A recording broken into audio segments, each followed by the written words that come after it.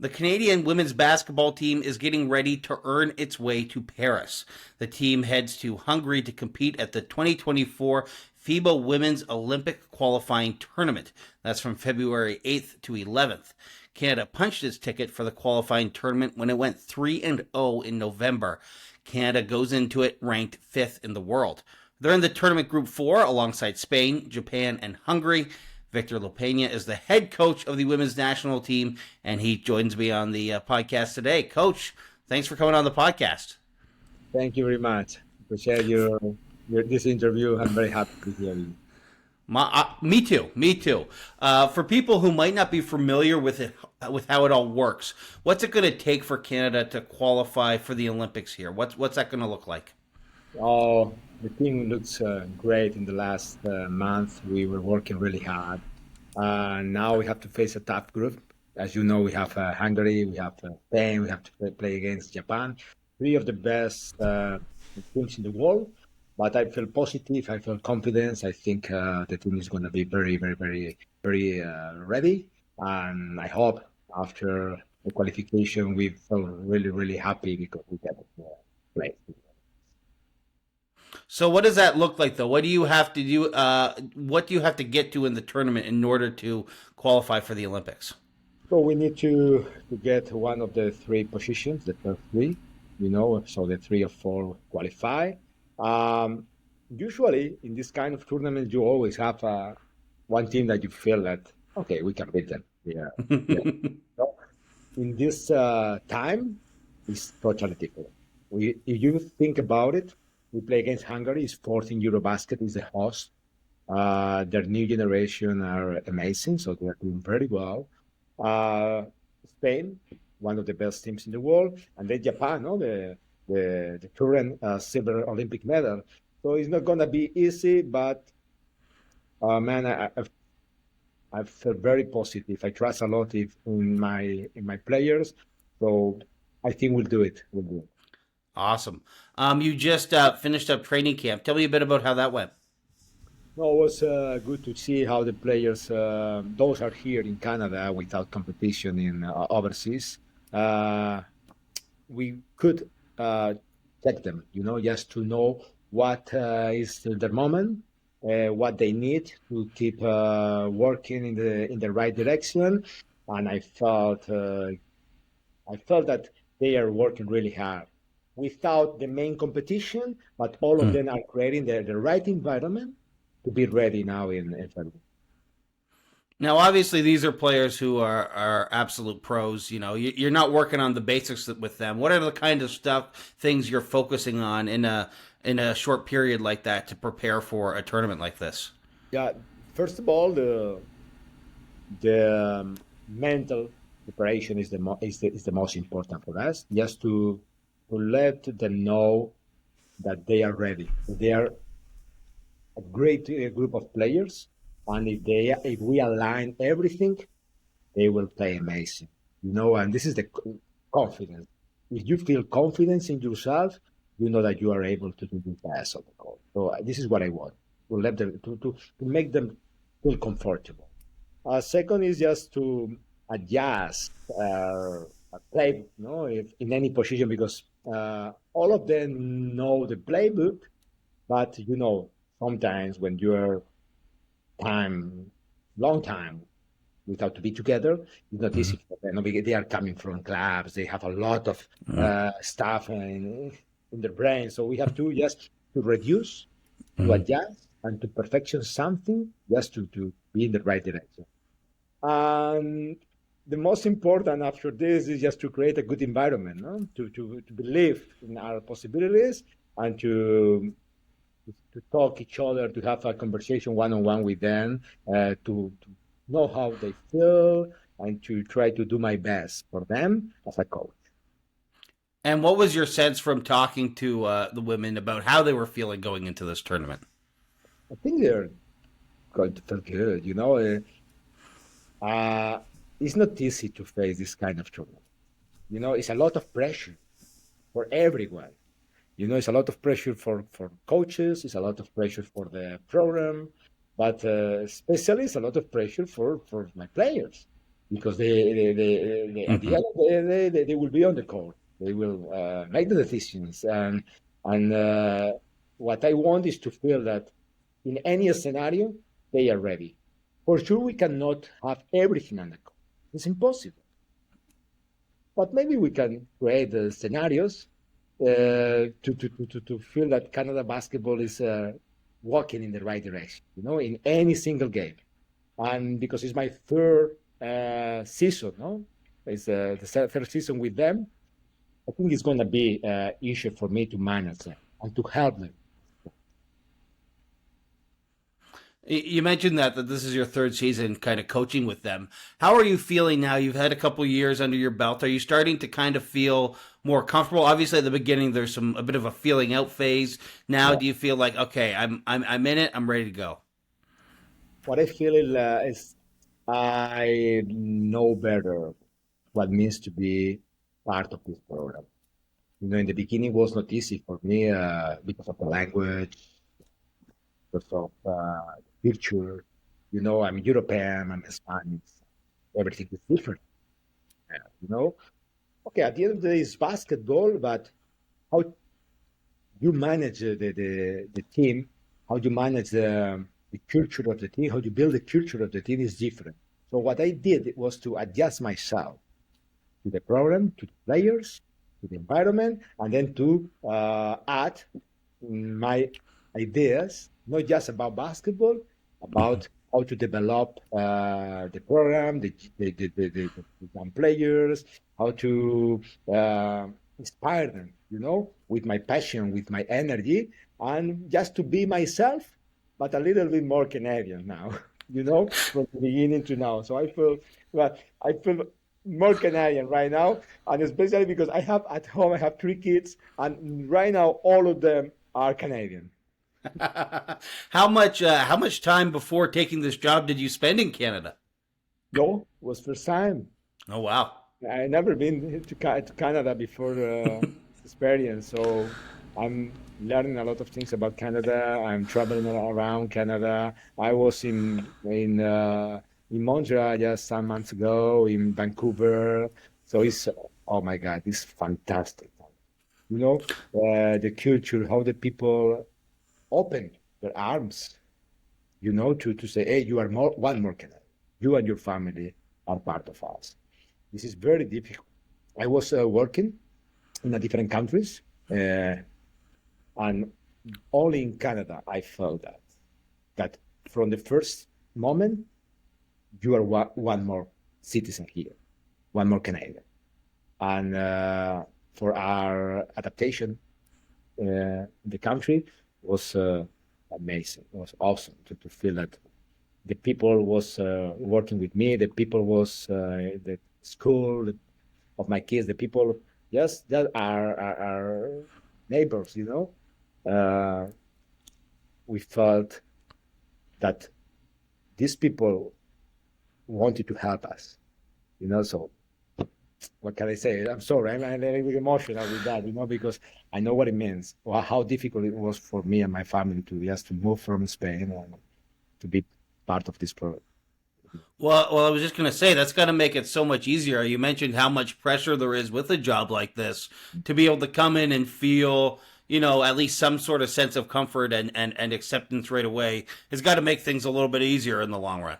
Yeah, because at the end of the day, our job is pressure, how to handle the pressure, and to have my family here with me in Canada, to live this experience, to feel that my kids and my wife are happy, and then to have the quality, the kind of the Mm. person I have around, starting with our CEO, my Bartlett, and Denise Dinar, and my GM, etc., uh, make me feel very comfortable.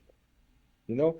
So now, the moment of the competition, when the pressure comes again, and I have to say that I missed that, because I was during the last years. I have said, I can say that from 2001, I was coaching in a row Hmm. without a stop. So the last 2 years was not easy for me to manage this, the adrenaline. Where is the adrenaline? When I need to feel that, So I'm excited to start the competition. I have to reduce my, what I want to do on the court, what I want to do on the game, just to adjust myself to feel positive, like I'm feeling it right now, and to handle the pressure, trusting in my players. Awesome. A bit getting back to the tournament coming up. How much do you spend time looking at those teams in your group compared to just kind of focusing on your own team and what you want to do?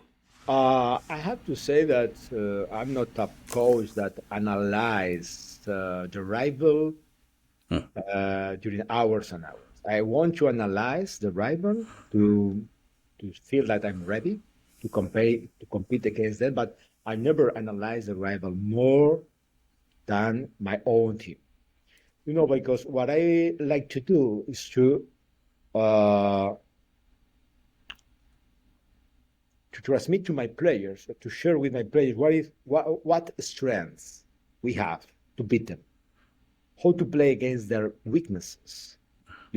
So this is more important for me. So it's not possible. I think I spend a lot of hours thinking in my players, but for sure we have a good scouting about the rivals, but always looking to how can we punish them, and to hide our weaknesses, because we have some weaknesses, to hide our weaknesses and to don't give them the option to punish us. This is mostly, but important that I invest time in rivals, but I invest a lot of time.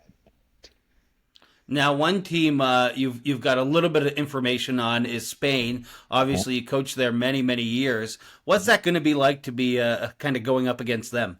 I think I think when the game starts, everything is going to be normal, But before the game is something special. I was in this program 10 years. I coached the senior team, I coached the youth teams under 18, under 17, under 16, under 20. So I was with all the generations. I can say that almost the 90% of the players, I coached them, from they were kids, even. So I think now I feel like something weird, in myself. Oh, I will play against Spain. It's like when the national anthem, Spanish national anthem sounds, is going to be wow. It's going to be great for me. But at the end of the day, it's one more game. I think once the game starts, everything's going to be normal for me. That's fair. That's fair. One of the things I wanted to ask you about, one of the things you said after the pre-qualifying tournament, you said it's important for Team Canada to play like a Canada team. I'm just curious what you mean by that. What does playing like a Canada team mean to you? From the beginning, we decided to establish a different culture, a different style of play. It was not easy for me because I don't have my players always with me. I have to wait for NCAA players. I have to wait for WNBA players. So we are mixing all of them during the different competitions. But I think we create a style, a Canadian style of play, and a Canadian style of culture. So in the last tournament, I didn't feel great about it. So once Colombia's tournament finished, we decided to talk with our players one-on-one as a team to let them know that we were not great. We won. We beat them easily. But I was expecting more. So it was a good test for us to know and to feel like we have to do better in the coming months after November.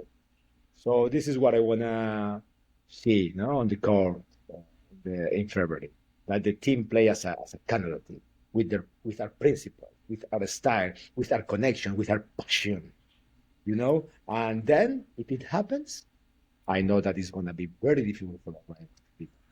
They can beat us, for sure. I respect them, but it's not going to be easy.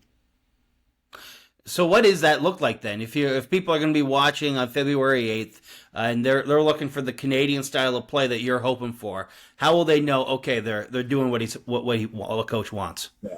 The most important thing is the energy level. I think the energy is the thing that really, really matters. So when you feel that the Canadian players are doing the best, bring all in, and the energy is full, you know, you feel like a something special in our team. The connections, the strategic, the defense, everything makes sense. Everything is fluent. This is the Canadian style of play. And then from the defense to get the ball to attack. We want sometimes the people talk with me, but your defensive mm, style is great, And I ask them, why you talk about defense? We want the ball to attack.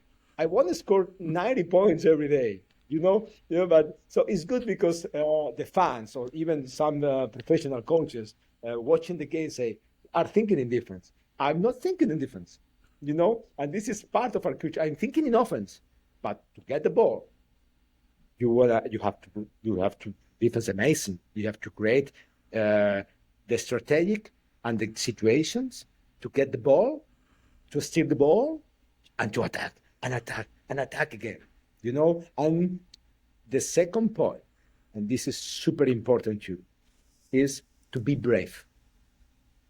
I talk to them. You know what kind of player you are. You know your strengths. If you don't know that, let me know. I will show you. Okay. So, but you have to be brave. Every single time you have the options to take it, do it. And then the third point, let's manage the flow of the game. Sometimes you have to reduce, to take a breath, and to face what you have in front of you, and to analyze the moments. So this is the style of play. This is the values. This is the principle. Not easy to do it because if you think about it, you need time, a lot of time to build this, and I don't have time. So I have to create like something magical, like a wizard to create it. But the quality of our players is the key to reduce the time in all of this process. Well, tell me a bit more about that because you've mentioned it a few times how it's hard when you have players here, players there, you're knocking them all at the same time. How do you make sure you get them all on the same page Yeah. quickly and kind of institute all those principles, which, like you said, it's a challenge. How do you do that with such limited time? Okay, this is part of my learning in Canada.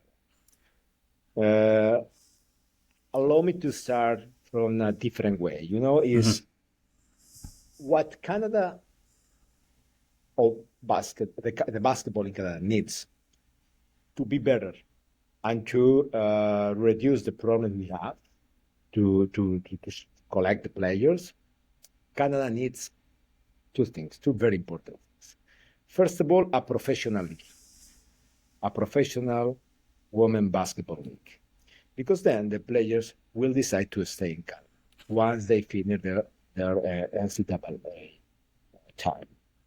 Instead to go overseas, to go to Europe, to go to Australia. I would like to feel that the Canadian clubs enjoy the Canadian players.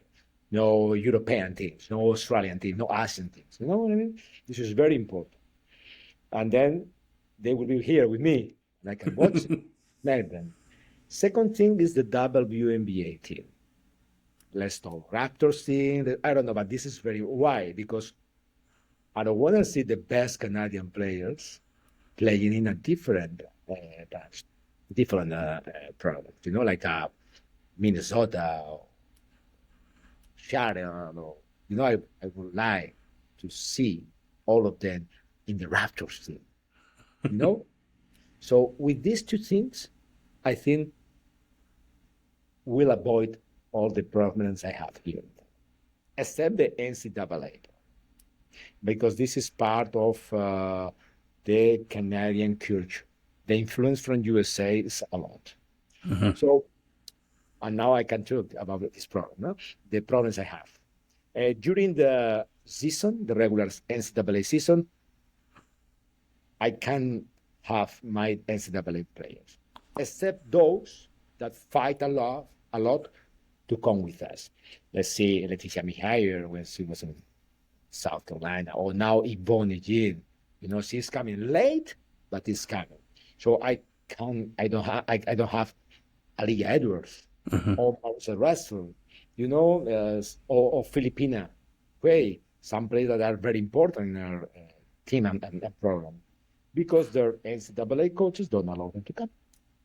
What is I respect, okay? But in this moment to qualify the team, Canada for Olympics, I don't have them. This is one problem. Second, during the WNBA season, I don't have my WNBA players.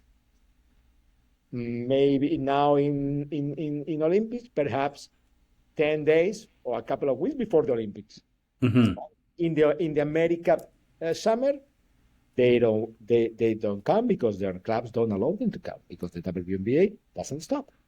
So this is like a circus for me. Boom, all the time to try to.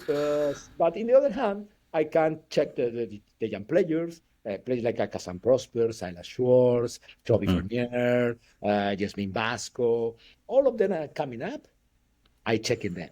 No, and next summer, if we qualify or we don't qualify, let's talk about once we qualify. Yeah.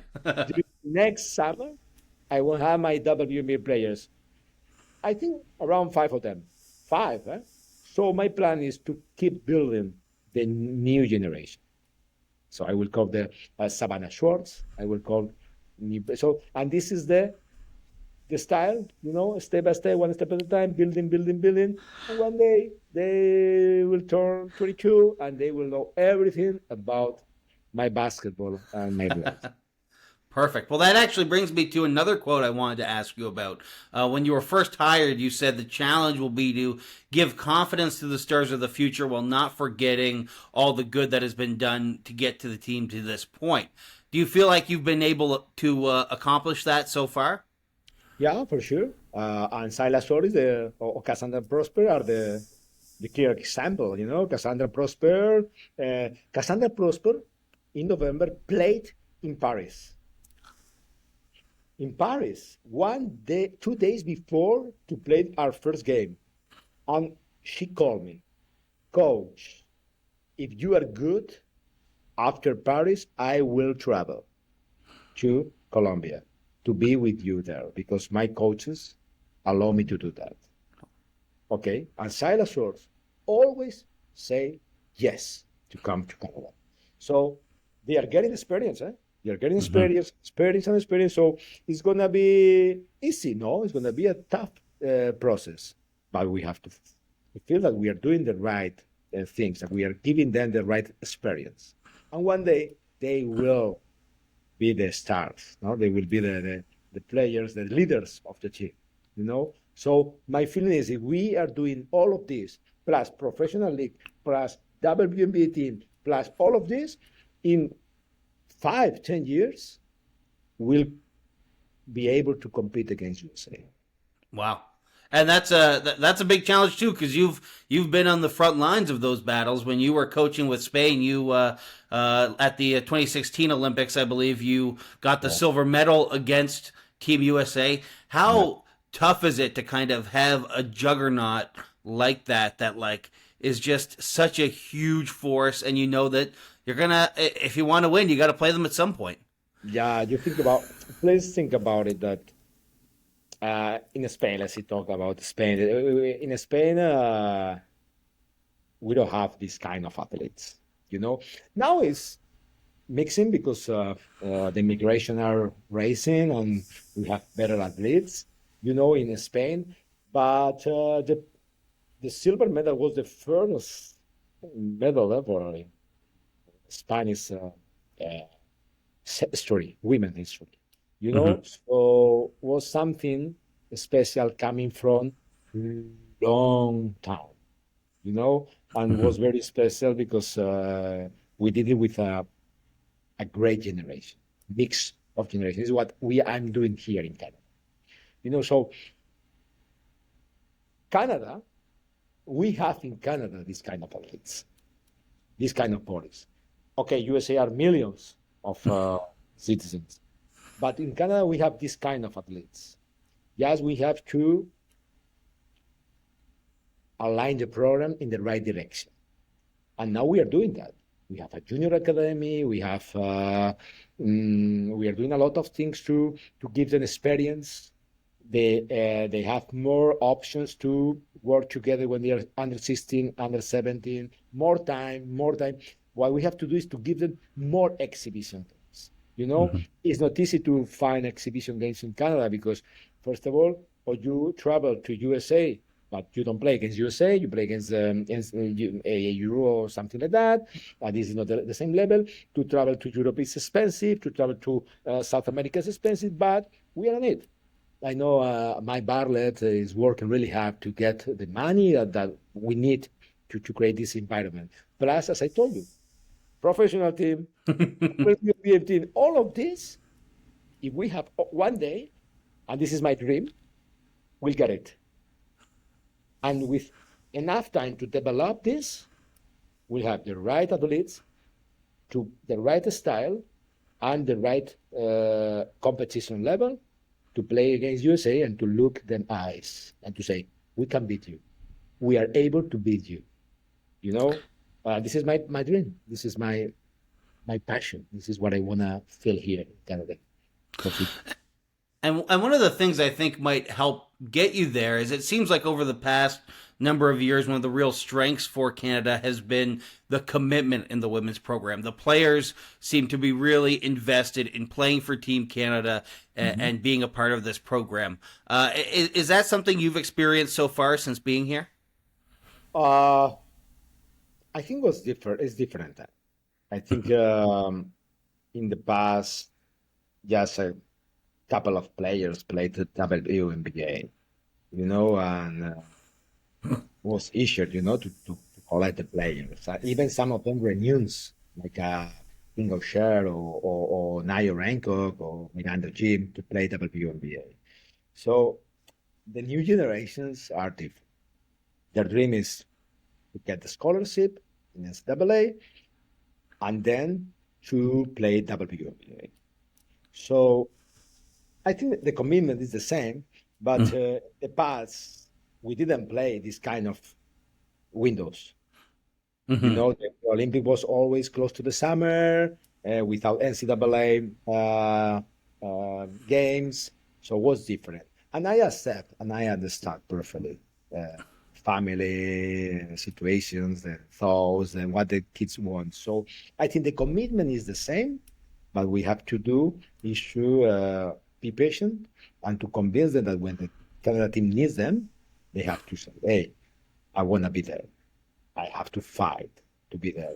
But it's not easy for instable players when they sometimes they hear that if you go, maybe you lose your scholarship, Mm-hmm. and they are kids. So what I would like to feel like sometimes NCAA like coaches just uh, understand the situation for Team Canada because to give them the opportunity to play World Cup, to give them the opportunity to play Olympic Games, is going to be better for them. And Yvonne Jean talked about it some days ago that her experience during the last summer with Canada team in the America gave her the confidence and the experience she needed to be better right now. She's doing amazing.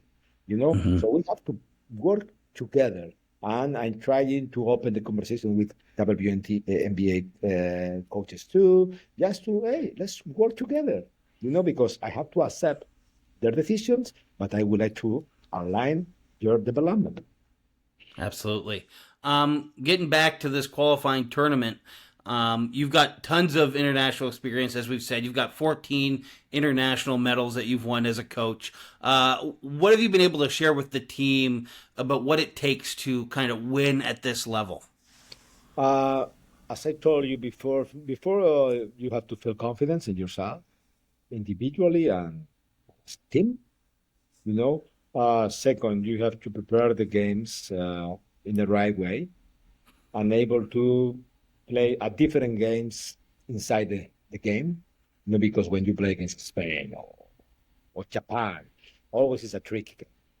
So you have to be able to analyze what is going on and to change your plan if you need it. No, and for that reason, the team has to know what is the plan. If something is not working, what is the second plan? Or B plan.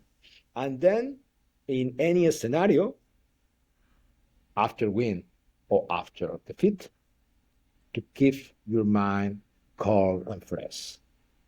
Hey, it only finishes when the last game finishes.